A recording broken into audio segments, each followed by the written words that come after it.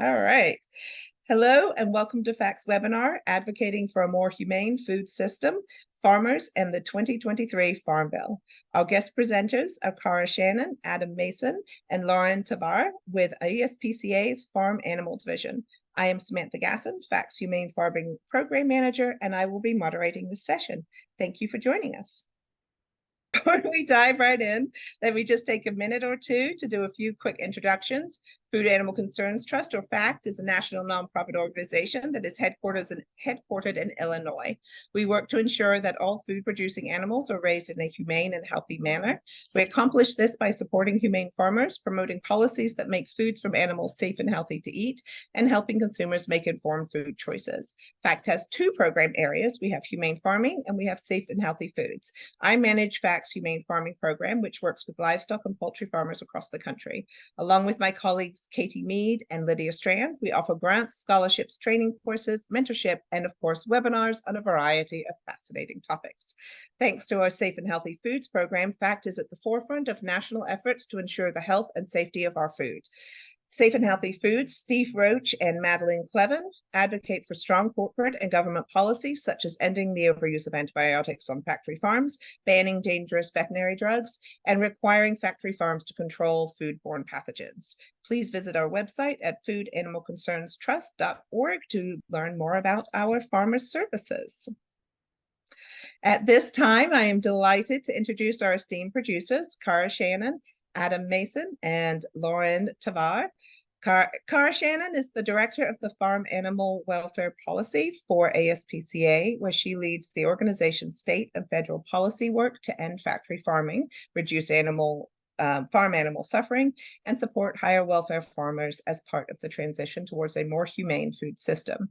A New York native, Cara earned her bachelor's degree in environment and development from McGill University and a JD, a certificate in food and agricultural law from Vermont Law School. Cara lives in Montpelier, Vermont with her scruffy rescue dog, Luna. I think we should have a picture of you with Luna next time, maybe, Cara. Adam Mason is the senior manager of Farm Animal Welfare and Environmental Policy at ASPCA, working to advance policies to promote farm animal welfare, phase out factory farms, and invest in farmers implementing more humane and welfare-certified farming practices. An Iowa native, Adam earned his bachelor's degree in political science and German from Central College in Iowa.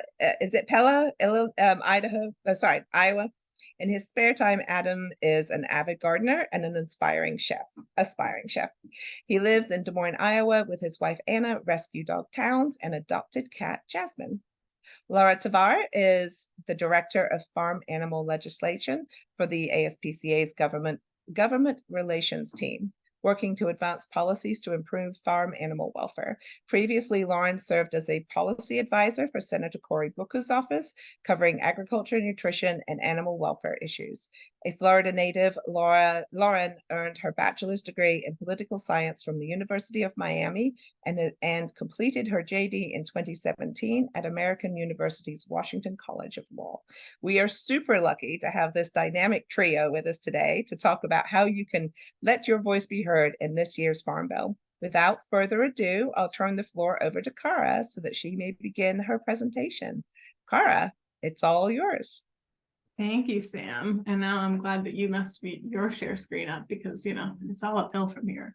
Can everyone see my screen, the presentation? Yes. Cool. Well, first, thanks everyone for being here. We really appreciate taking the time, and I'm so excited. FACT webinars are probably my favorite webinars that we do, and we do a lot of them, so that's high praise. Sandra just gave great introductions, so I don't need to give them again, but the three of us are here. Adam and I work on ASPCA's Farm Animal Welfare team.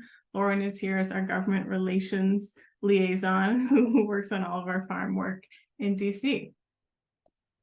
So today's agenda, we're going to cover a bunch of things. I'm going to start off and kind of with the foundational, just base ourselves in how policy impacts farmers in the day-to-day.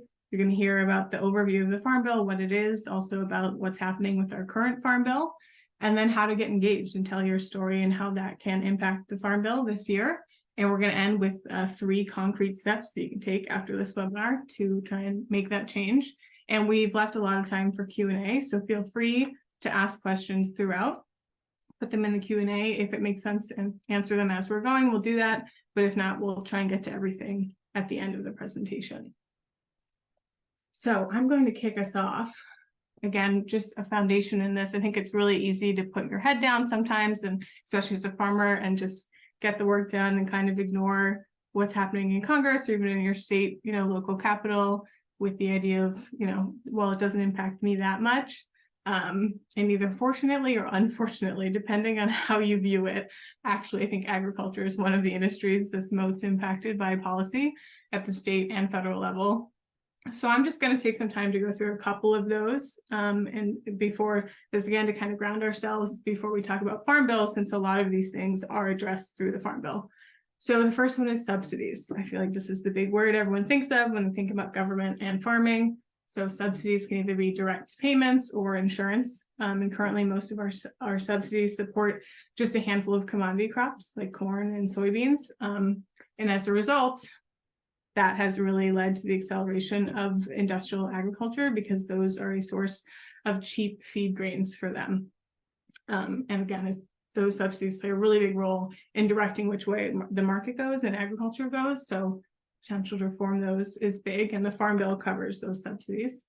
The second is conservation programs. I think a lot of the folks on this call maybe have tried to participate in a conservation program or are currently participating in one. Obviously, these programs are meant to incentivize different meaningful conservation practices, and again, can really play a role in steering agricultural towards these particular systems and practices if they're adequately funded. One of the big issues with our conservation programs currently is that they are chronically underfunded. They are over-applied to. A lot of farmers do not get the funding that they are looking for. And in fact, a lot of the funding does end up going to larger operations. The EKIT program, which folks are probably familiar with, is one of those where we see that a lot. We've spent hundreds of thousands of dollars to help farms build manure lagoons and animal mortality sheds, which I think folks on this call can all agree are not quite what we think of when we think of meaningful conservation practices. So again, there's a space where policy is really impacting what farming looks like. The third is labeling and advertising, which is maybe a thorn in the side of also many people on this call. Unfortunately, our current regulation of labeling and advertising, which determines what companies and farms can say and cannot say, both on their actual product, the packaging of their product, but also in the advertising, and it is woefully inadequate. The regulations that we do have are very vague and essentially allow companies to self-define terms like humanely raised and natural and slap those on all of their products, which is obviously a huge disadvantage to truly higher welfare producers who are actually raising animals, say, out on pasture, when they're having to compete with a cheaper product that still has that humanely raised stamp on it in the marketplace. So those are big three. The second three that I want to just talk about for a little bit, I feel like are ones that have maybe are not normally as obvious, but have come up a lot recently because of events that have occurred. First is the emergency assistant program. So obviously we saw COVID-19, but also the increasing instance of extreme weather have resulted in a lot of farms needing help after disasters. So our federal programs determine both which types of producers or products can receive payments, but also which of those farms are eligible in terms of what they need to do to get payments. And currently, essentially, the answer is you don't have to do anything. Farms don't have to show that they had a disaster plan in place. They don't have to show that they took precautions to try and avoid, for example, loss of animals during extreme weather events like floods or fires. And it essentially incentivizes industrial agriculture to do nothing, allow their animals, lose all their animals during disasters, knowing that they will be reimbursed by the government for their losses. And again, that's putting higher welfare producers at extreme disadvantage because they are actually taking those precautions and working to protect their animals. And it just serves to further entrench that industrial system. Another one that I think has come up more lately is labor and how those laws really have a big influence both on who's working on farms, whether those are farms using animals or growing crops, but also the protections and the rights that those workers have. Agricultural workers are exempt from a lot of the protections that workers in other industries have. There's been a lot of coverage in the news lately of even a lot of labor using children throughout the agricultural supply chain. So it's a big issue. And again, another place where those lack of protections ultimately benefits industrial agriculture, because it lets them continue to cut those costs and move the market in their favor, right?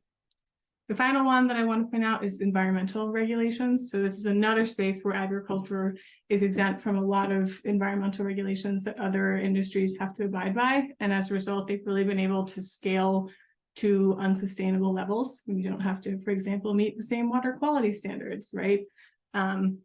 So those are three big ones, and ones that you'll hear in a little bit are ones that come up through the Farm Bill.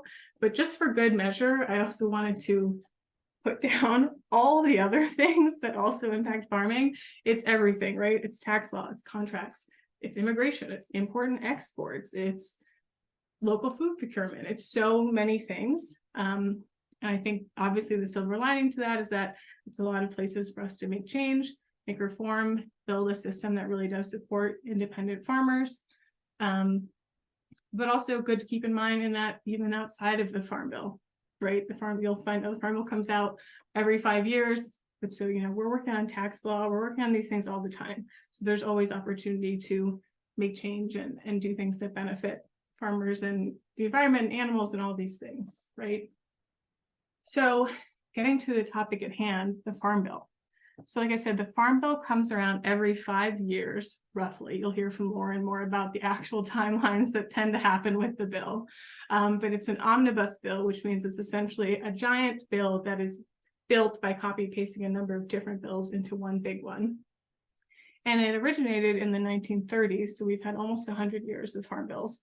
As a response to the Great Depression, right? We were trying to build our country back with all of the packages within the New Deal, and this was a way to help farmers and to help agriculture recover.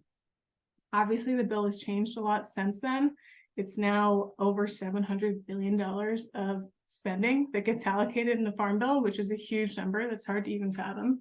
A lot of that goes to nutrition spending, but things also included are things like commodities, conservation, lots of things that impact farmers on the ground. So that means it's a huge opportunity to make change. And again, help farmers actually support the types of farming that we want to support, higher welfare farms, farms raising animals out on pasture, and also making sure that we can potentially help farms that would like to be farming like that transition to those systems. Again, it's a lot of money. So if we take even a small percentage of it that's currently going to industrial ag and switch it over to help others better systems, that's a big win. So with that, I'm going to hand it over to Lauren, who's going to give us a bit more info on what's happening with the Farm Bill now and some of the things that she's been advocating for on the Hill. Thanks, Kara. Hi, everyone. Great to be here. So that was a really great overview, and now we can jump into what is happening now. So as Kara mentioned, the Farm Bill comes around every 5 years. That being said, timelines to Congress, sometimes they follow them, sometimes they don't. Right now, we're approaching September 30th when the 2023 Farm Bill needs to be reauthorized at a rapid clip with no signs of passing a new bill anytime soon. That being said, on the Hill, both in the House and the Senate, in the ag committees in each chamber, they are working on bills. And for the past year, more various advocates, farmers, and various folks have come to the table through hearings, meetings, et cetera, to share what they think should be included. And that being said, you have the committees then coming together, trying to put all that together, put together packages that they can then hopefully pass by the end of this year. So back to the timeline where we're at right now. The bill is supposed to be passed needs to be reauthorized by the end of this month. Right now, Congress is delayed. They've got a fight over spending ahead of them. So what we're seeing is hopefully we'll have a bill by the end of this year, but it wouldn't be unprecedented for it to slip into next year as well. So there's pros and cons to that. I mean, folks have been working to try to help shape this for a while now, as I mentioned, and would love to see some forward movement. But also there's potentially time to make sure that things that are either would be good for independent and higher welfare farmers get included in the bill, and also make sure that we have time to block things that could be detrimental to that block of folks as well. So hopefully we will have a bill by the end of this year. Hopefully we'll see drafts by October, November, but it is a big TBD at this moment. Next slide. So here at the ASPCA, we've been working to advance a variety of priorities. We recently released a platform, the front of which is shown here, and happy to share that with folks and make sure it's linked if it's of interest. And we've been really keyed on 4 main priorities and then kind of a subset of specific actions within each of those. So you can see those here. We have increased corporate accountability and address food system consolidation, end government investment in factory farming, invest in farmers who are building a more humane system, and ensure strong government oversight of industrial animal agriculture. So as Kara mentioned, we've had over the past several decades, public policy has really been shaped by a handful of corporations and really powerful interests in a way that benefits them. And what we're trying to do, in addition to working amongst a variety of folks and coalitions who represent farmers specifically, workers, labor, environment, and a whole bunch of other interests, is say like, whoa, we need to take a step back. We need to rethink what our food and farming system looks like and make sure that that this bill that allocates so much funding and really dictates what our food system looks like, we need to make sure it's working for everyone, not just a handful of corporations like it currently is. And so on the next slide, when we get to it, there's a few bills in particular that we've been pushing for, but generally these are the priorities in the buckets that we've been focused on, and how can we, within these really reshape what the system looks like and make sure that, funding and programs are working for independent higher welfare farmers, again, not just a handful of corporations like it currently is. Go to the next slide. And so I mentioned that there's a lot of bills out there currently. And so through the whole Farm Bill cycle, and as we're leading up to it, you'll see a flurry of activity. You'll see legislators in the House and the Senate introducing bills on a whole variety of topics. There's 12 titles. There's a lot that needs to be done. And you'll see everyone's priorities and interests, out there in the form of bills that they're trying to get into the larger Farm Bill. There are a few in particular that we have either worked directly on or been big supporters of, and that we would love to see included or see pieces of included. And so those 4, I would say the 4 main ones are here. We have the EQIP Improvement Act.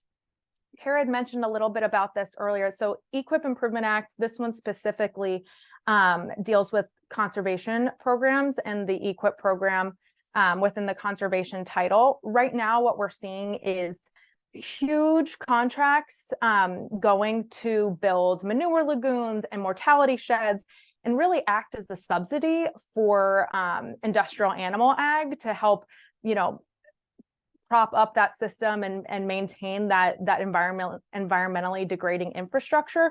What we would like to see is that money not going to practices like that, but instead going to, riparian buffers or other conservation measures that actually, are good for the land, and not just those handful of folks. What we also see with the EQIP program currently is it's wildly oversubscribed. So you have, I think it was in 2021, like 87,000 farmers were turned away, and that doesn't even include the ones who didn't even apply because they did figure there wouldn't be funding there. So unfortunately, there's only a certain amount of money. A lot of it's going to these big CAFO infrastructure projects, as opposed to spreading that money around and supporting, many farmers through the conservation program. So what this bill would do is lower the amount that's spent on those programs and make sure that there's more funding going to environmentally programs that actually have an environmental benefit, not just more manure lagoons, and would make sure that more farmers have access to the EQIP program. The second one, the Opportunities for Fairness in Farming Act. So this bill relates to the checkoff program, which many of you may be familiar with. So right now, as many of you probably know, the checkoff program is a mandatory program and does a lot of, positive things, promoting products, education and the like. Unfortunately, over the past several years, what we've ended up seeing is some of that funding going to unintended places, and going to organizations that are using it for lobbying, and lobbying specifically, again, kind of on behalf of industrial ag, and not really lobbying on behalf of the interests of all farmers. And so what this bill would do would be to make sure that there is more transparency, and that money's not going to lobbying, and so that any of the dollars that are going into the checkoff program go to what the program's actually intended to do, not lobbying for big ag.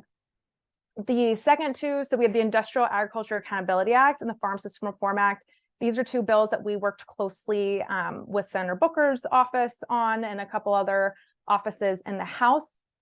And I'll start with the Farm System Reform Act and go to the second. Farm System Reform Act would put a moratorium on large CAFOs, while also offering a voluntary buyout and transition for folks who want to move to either plant-based or pasture-based agriculture. It would also provide much needed changes to the Packers and Stockyards Act, and provide a lot of protections to farmers.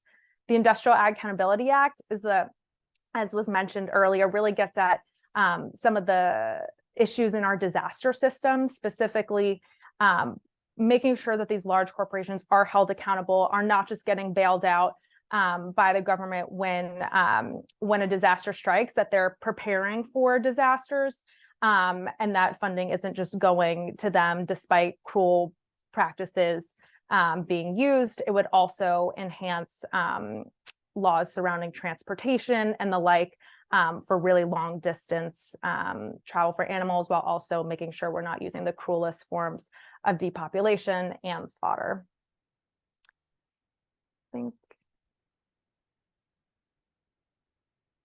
And so those last four and a whole host of others are examples of offensive bills, things we want to get in, positive changes that we want to see in this farm bill, and that we think would be really meaningful for higher welfare farmers and for farm animals. That being said, we're also playing defense as well. And one example of that is the Ending Agricultural Trade Suppression Act, which was recently introduced by Senator Marshall and Representative Hinson. And so what this bill aims to do is take away the ability for states and local governments to create agriculture policy within their own borders. This is a reaction to the Supreme Court upholding Proposition 12 and this general movement away from extreme confinement.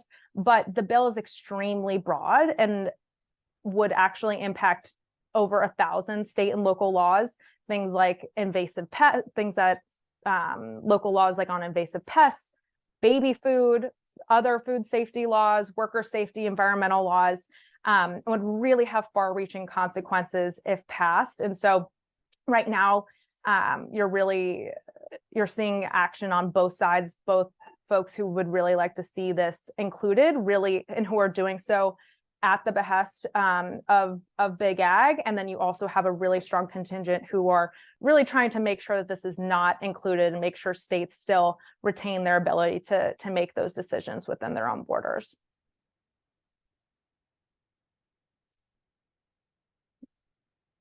And now Adam will share how you can get involved. That's right. So, might even ask ourselves just real quick. Actually, I would start with a question for you all. One of those polling questions that we had that Sam had up there at the beginning of this webinar was about social media. And so just real quick in the chat, just let me know if you're on social media, like which site do you use the most? Is it Facebook? Is it Instagram? Is it LinkedIn? Which of those social media sites are you most active in? Just wanting to get a good sense of where folks are active. Oh, there we go. So yeah, 64% are on Facebook. We got about a third on Instagram. That's great. That is wonderful. Okay, cool. So I'm so sorry, ahead, Adam. I did the poll and then I forgot to share the results. Sorry about that. No, that's perfect timing. That's perfect timing. Just gives us a good sense of where folks are at, because as we know, those social media sites, in a sense, are the new town hall. They are the new community. And why is that important? Well, in the last election, in the last general election, 2020, about 2/3 of eligible voters turned out to vote. 2/3, 66%. In the last midterms, just a year ago at this point, 46% of eligible voters turned out in 2022. So again, like on a routine basis, only about half the population is turning out to vote. And when it comes to weighing in with their elected officials, we know that that is even lower. So if somebody tells you that contacting your legislator doesn't matter, I'm here to tell you that couldn't be further from the truth. Actually, it's even more important because not a whole lot of people do it. And you have something very special to share with them, your own experience, right? So one of the best ways that you can help get the news out there or help engage folks is on social media. These social networks, like I said, are kind of the new town hall, the new community forum. And so it's a great way for you to connect with others in your community and to really expand that community. Like tonight, we've got folks from all over the country on the webinar with us. So it's a good chance to engage and expand that network.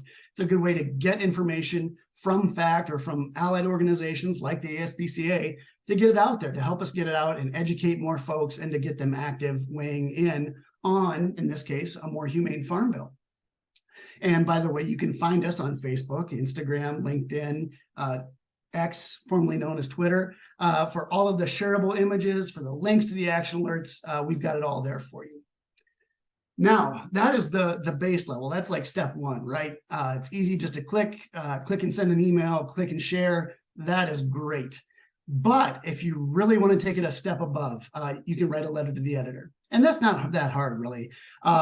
Generally speaking, one of the first things I do every morning is actually open up my local paper online and I check the letters to the editor. I like to know what folks are thinking. And so one of the best way for you to get your own experience, to get your story out there, to educate folks on why these issues are important, why they should care more about our food and farm system and farmers like you, is through a letter to the editor.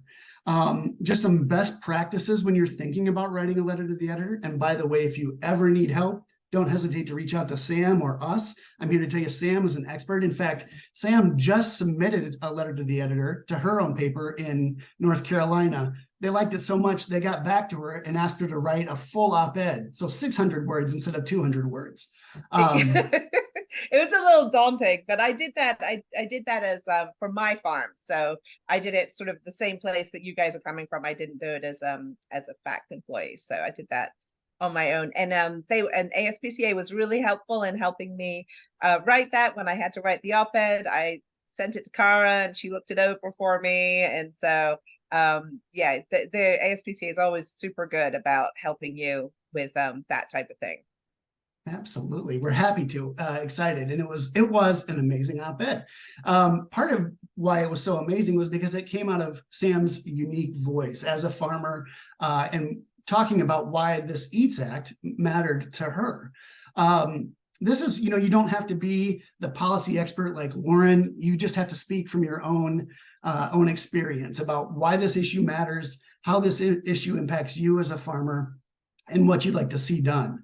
Sometimes it helps to connect to recent events in your community. And then it's always good to end the op-ed or the letter to the editor with a call to action. Give people something that they can do so that they know that, how to help make changes like you're asking them to do.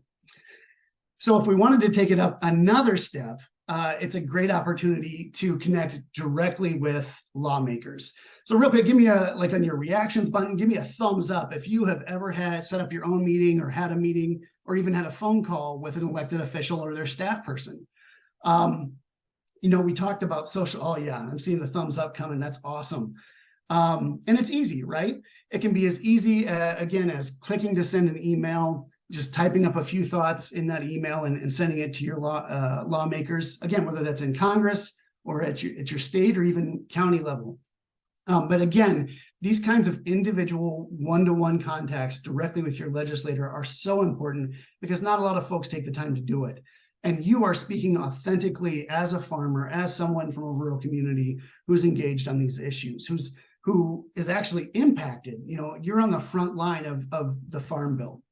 And so it's important to let your legislators know how you feel about this big giant bill that we've been talking about. Excuse me.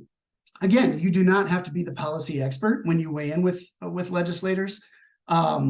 It's really just speaking from your own personal experience. You can do it again by email, by a phone call, and even though it may sound daunting, it's really not that hard to set up a meeting with a staffer in your congressperson's office. Usually your senators or your representatives are going to have multiple offices throughout your state. It's as easy as calling there if you know you're going to be in town, calling a week ahead to ask if there's a staff person who you can talk to.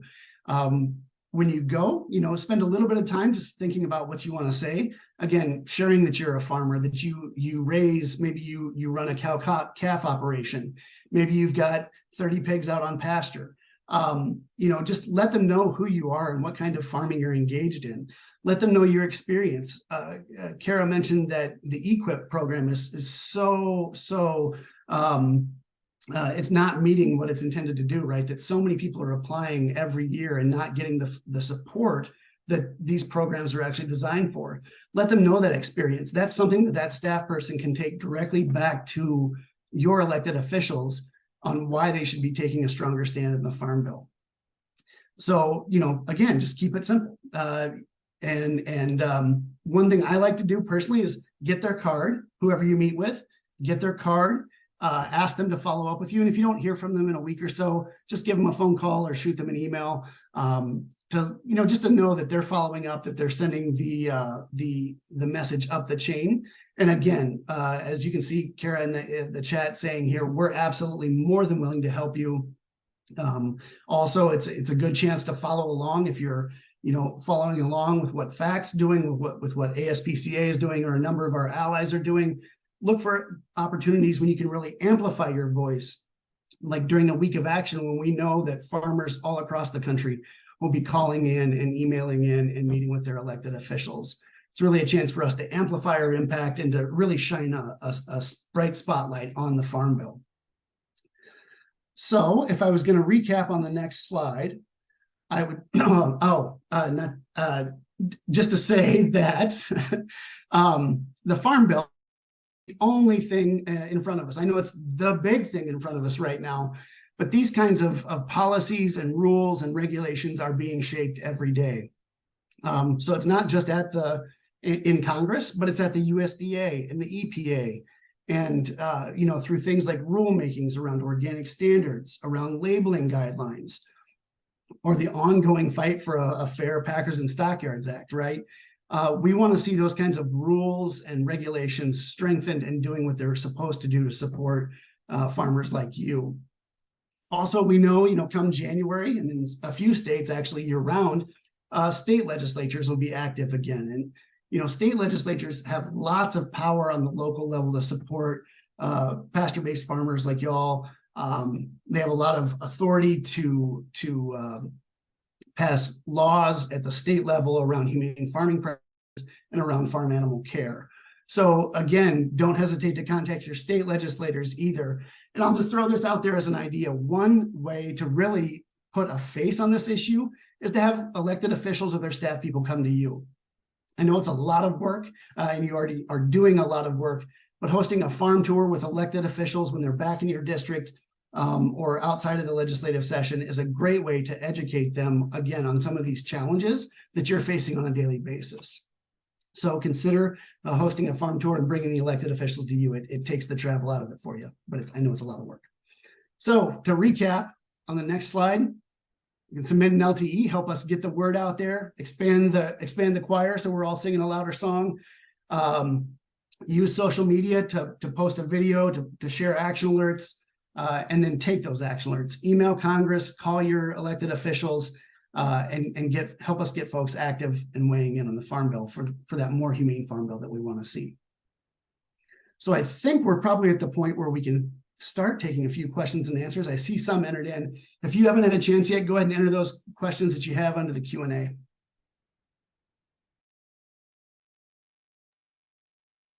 All right. Do you want to go ahead and I will go ahead and share my screen? Are you guys okay with that? Okay. All right, so it looks good.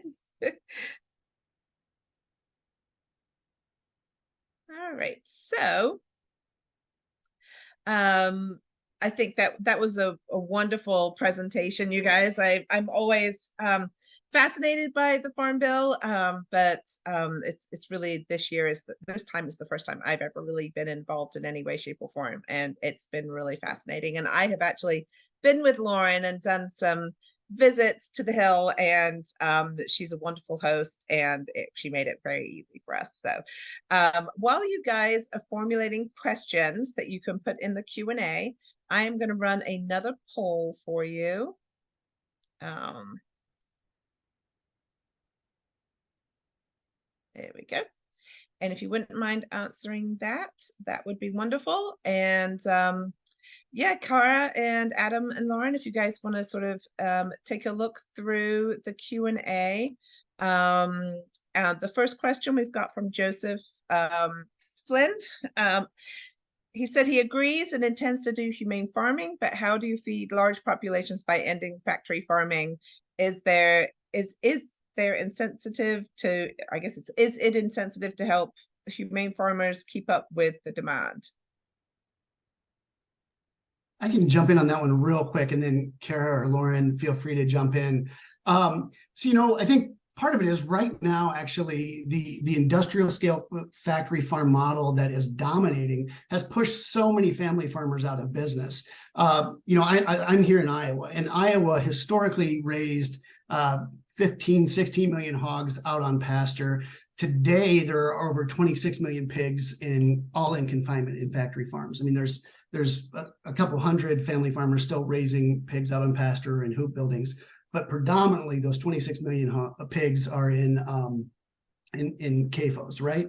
So, and it's exactly because of what you're pointing out, Joseph, is that there are incentives like the EQIP program paying factory farm operators to build their manure pit underneath the CAFO.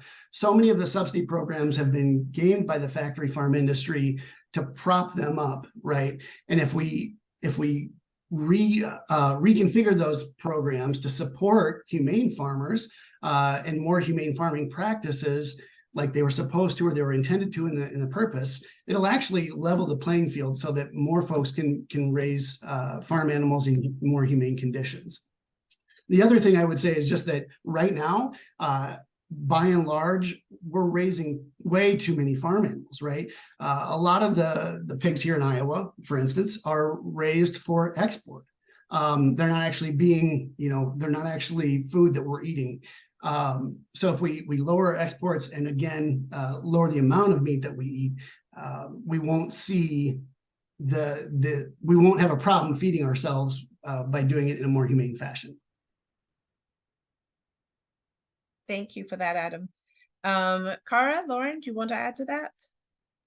I think the only thing I wanted to just jump in and add is that the factory farming system as a whole is extremely exploitative, but also full of externalities. And so part of the problem we're seeing is that we have a system that's propped up by things like, various subsidies or not being responsible stewards of the land, not paying workers, fair wages, treating animals in the way that's done. And the system that we've allowed by allowing these corporations to externalize so many of these costs onto taxpayers in particular allows them to lower the price in a way of those products that pushes other types of farmers out of business. And so what we really need to do is we need to be factoring back in the cost of production, the true cost of production.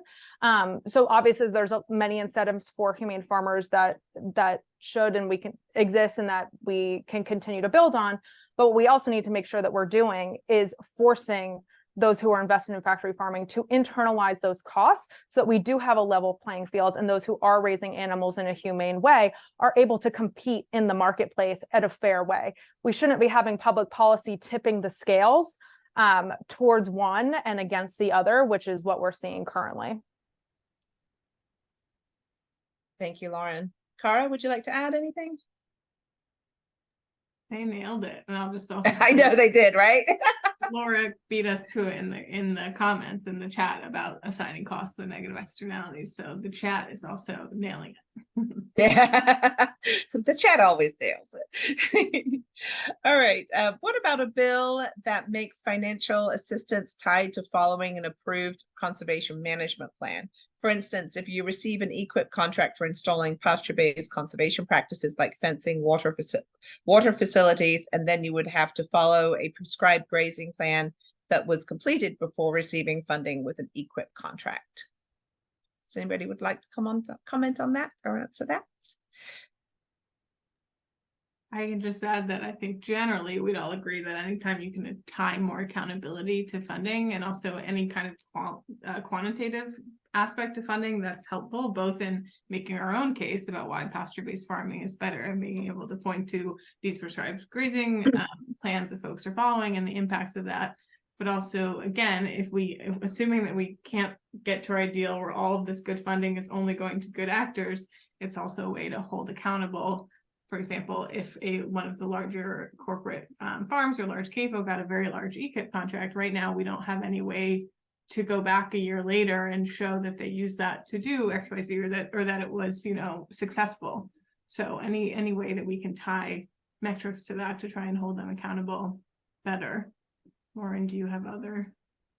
So I was just going to say generally, I don't have a specific answer to this specific question, and this would involve a lot more thinking and brainstorming. But what I did want to say is if anyone wants to, we are always trying to work with folks to find creative ideas that would actually help farmers on the ground. And so what after this, Sam, please make sure our email shared.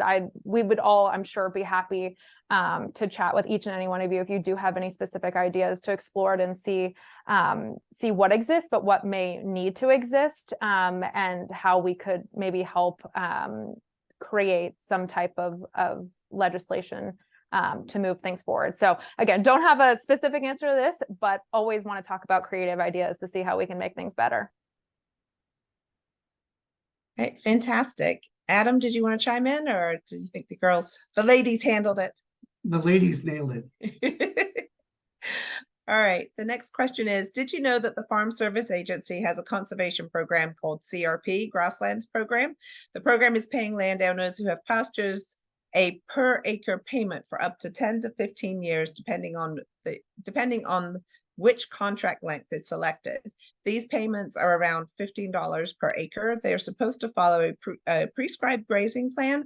However, the grazing plan isn't being enforced. The local county office in our area is advertising the program as get paid to graze. Personally, I think it's a waste of taxpayer dollars if the plan is not being enforced. And I think we've already sort of touched on that a little bit.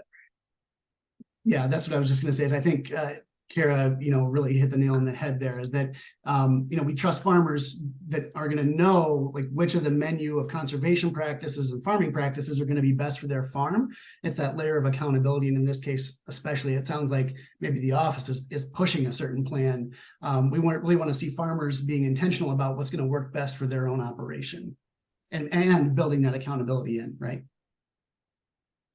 And I would just add, I know this webinar's focus is on policy and speaking to lawmakers, but we've definitely heard from a lot of farmers that the impact that a good local extension agent has. And so if you feel like the person that, you have locally maybe isn't quite doing things that we'd want, or they don't have the resources that you're looking for, to go in and have those conversations and let them know where that gap is, because they might exist and that person just is informed or whatever. But here again, that's a thing that can trickle upwards when they're hearing it locally on the ground from farmers. So yeah, and not just cooperative extension, soil and water and NRCS as well, agents. Joseph has another question. What if a certain state, I think this is in response to the EAT slide, what if certain states has laws that are extremely restrictive based off bad ideas and policies? Why should other states have to follow them? And I don't think that the other states only have to follow them if they want to sell in that state. So you don't have to sell in that state if you're not willing to follow those rules. Would you guys like to comment on that? No, that's exactly right, Sam. You just said it perfectly. One state can't pass a law that's going to determine what another state has to do. But like in this case, what we're talking about is Prop 12 in California or Question 3 in Massachusetts. For folks that want to sell into those markets, they have to meet that state's laws. So that's where, and again, every court that has reviewed those, Prop 12 or Question 3 has upheld that those laws are constitutional. And I think that's why we see now just a handful of legislators working hand in hand with industrial scale factory farms to try and overrule the will of those people and those states' rights. Robert has a question. He says, problem with getting micro slaughterhouse set up at the local level and the cost of setting up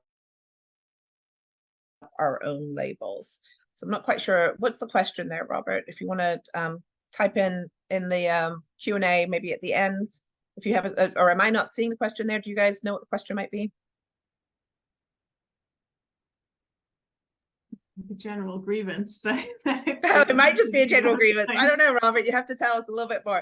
It's sometimes when you type in the question, it was in response to a certain slide, and it makes sense when you see the slide. But when we're doing it at the end like this, it's a little bit harder. So yeah, Robert, just if you could just elaborate a little bit further down, that'd be great. We'll get there.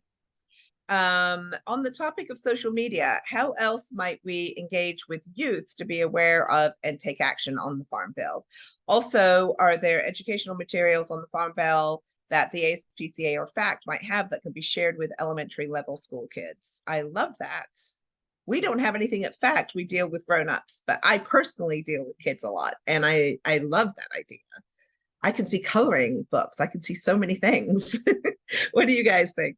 Does ASPCA have anything that's directed towards kids, or can you think of a program out there that does have some Farm Bill related stuff that's appropriate for elementary school age kids?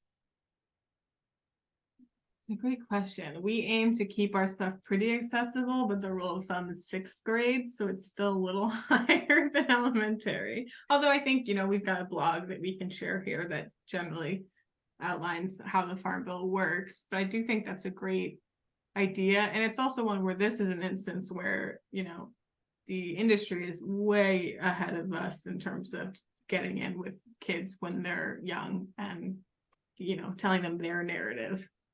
So it's a space where there's definitely a lot of room to improve. And I mean, social media, it's the youths who are on there, right? So if maybe not elementary, but yeah, I don't know. I think 9 or 10-year-olds might be on TikTok. TikTok is where that's algorithm can be your best friend, and there's actually a lot of farming content on there. Even just again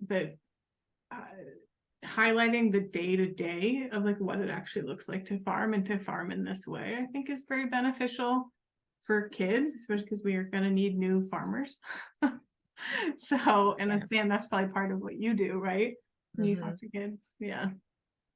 Yeah, I do summer camps, and I work with high schoolers as well. All right, it looks like actually there might be, if you look in the chat, it looks like somebody has Brian, who's been giving us a lot of really great information. If you haven't noticed what he's been commenting in the chat, please look. It looks like he might have an answer for you there, whoever asked that question. All right, so Joseph has another question. So I love it, Joseph. I love that. I love all your questions. So how do I as an individual help or even benefit from humane farming techniques? How do I apply for things that would help me farm in a humane way or advocate for programs that do so? So I can sort of start this. FACT has a lot of programs. We have short courses you can take for free. We've got a whole library of webinars that are all focused on humane farming and best practices. The AWA, Animal Welfare Approved from A Greener World, they've got guidelines that you can actually follow. So you can look up and say, okay, well, how much space am I supposed to give my laying hens for roost space at night when I lock them up? And how many nest boxes are they supposed to have? So there's some very specific information that you can get from AWA. But yeah, I'd like to hear from Adam, Cara, and Lauren. What do you guys think? I mean, it's really Sam FACT is more the expert on that than us, and I think you did a great job. I mean, it's definitely applying for FACT grants. There's also, even though we've just spent all this time telling you that there's not enough money for this type of farming, there is some on both the state and the federal level. The ASPCA has a farm animal welfare certification guide, which is catered towards helping farmers who are looking for help getting certified and also help identifying funding to get certified. But most of the funding that we've identified in that resource is funding that is in no way restricted to certification. So we can put the link for that in the chat. That is just a good resource. And it also compares the different programs, and there's a list by species type of, again, those same things, how much space, things like that. So that is a helpful. And Cara has also done several webinars with us. She did one last year about animal welfare certification, which is those are really good webinars and worth looking up. And I can do that, put that in the chat in just a minute. I'll just jump in on the last part of the question here on how you could advocate for programs that do so. Just going back to what Adam had said, I think there's a variety of ways to do so and to get involved and to be engaged, but certainly we would always be happy to work with you to help you meet with your representatives, either state or federal, to make sure that your voice is heard and that they know that there is a true interest from folks on the ground to make sure that there's full funding for programs that would benefit farmers who want to engage in more humane practices. Thank you. We're actually coming to the top of the hour, so we're just going to maybe answer two more questions. We've got one from Bernice. How do we get small farm and urban farming back in style and more funding to such? This would be the best option for increasing regenerative farming practices. Yeah, I guess get on TikTok. Well, Bernice, we know you're not alone because we do a lot of surveys and some polling at the ASPCA, and we know that an overwhelming majority of folks feel like you. I think it's just about making sure that the markets are working the way they're supposed to, and that gets to some of the policies that Lauren was talking about, and supporting the farmers who are doing the more humane farming practices, right? So that we have those options, so that folks, a lot of consumers have those options when they go to the store, and they understand, what the labels on mean, so that they understand when they're buying, when they see a label on their eggs or on their milk or on their meat, they have faith that actually means something. So I think it's just more spreading the word. So yeah, absolutely using social media, and then weighing in on the Farm Bill so the programs are supporting the right kind of farming practices. And I'll just jump in here as well. I mean, I think one of the fundamental issues and questions that needs to be addressed is we have to make sure that there's markets, right? Folks will do what there's a market for. And so part of what we're seeing in our food system now is this consolidation that's really driving folks off the land and seeing power concentrated, power and profits concentrated in the hands of a handful of corporations. And so just going back to a variety of the bills that we mentioned, other initiatives that are out there, we need to make sure that funding is going to folks who are engaging in better practices, but also making sure that we are holding those who are currently benefiting from the system accountable, and forcing them to, again, internalize so many of the costs that we're currently seeing externalized in so many ways, to make sure that alternative models are viable, folks can stay on the land and make sure they have a market to sell into. I have one final piece of this puzzle, which is especially if something that you can do on a local level that can help accelerate that, is with food procurement. That's an incredibly powerful tool. Schools buy food. All of our public institutions are buying food. It amounts to billions of dollars every year. And they can do a lot more to be buying locally, to be buying from higher welfare farmers. It's a puzzle, and they have to put the pieces together with budgets, but it's something more and more folks are doing. And if that's of interest to you, we can help get you set up with the Good Food Purchasing Program, which is leading all of that really great work in that space. And with that, I think we're going to have to probably stop for today. Unfortunately, I just realized I forgot to update the last slide, so I'm going to stop sharing and go ahead and just say our final few housekeeping items before we sign off today. A recording of this webinar and the slides will be available certainly by Monday. These documents will be archived on our website and we will email them to you within a few days. I will include Cara, Adam's, and Lauren's emails when I do that. So I know some of you are interested in following up with them. We also have some other good webinars coming up this autumn and winter. I'll send links in that email to the upcoming webinars and the other opportunities we have for farmers and ranchers in a follow-up email as well. A sincere thank you to Cara, Adam, and Lauren. It's been an honor and a pleasure to have each of you with us. And finally, I would like to thank everybody out there in the audience for their interest and attention. I hope that you have had a good experience today and learned tons and tons about the Farm Bill and how to get involved. I hope you stay in touch and reconnect soon. Enjoy the rest of your day. Goodbye for now.